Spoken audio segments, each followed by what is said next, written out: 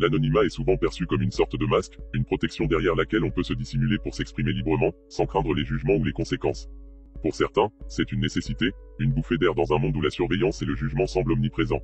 Respecter l'anonymat, c'est reconnaître le droit fondamental de chaque individu à préserver son identité, à choisir quand et comment il souhaite se dévoiler. La liberté d'expression est un pilier essentiel de toute société démocratique. Elle permet à chacun de faire entendre sa voix, de défendre ses idées, qu'elles soient populaires ou controversées. Mais cette liberté ne peut être réellement garantie que si elle est accompagnée du respect de l'anonymat. Car souvent, c'est dans l'ombre que naissent les idées les plus révolutionnaires, les critiques les plus pertinentes, les confessions les plus intimes. Pourtant, l'anonymat est parfois mal perçu, associé à la lâcheté ou à la duplicité.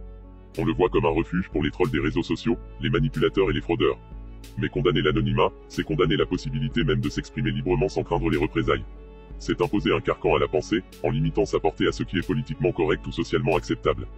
La curiosité, quant à elle, peut être une force motrice, mais elle peut aussi être une intrusion dans la sphère privée des autres.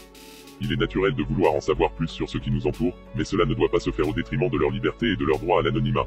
Trop souvent, la curiosité se mue en voyeurisme, en traque incessante de détails personnels, au mépris du respect de la vie privée.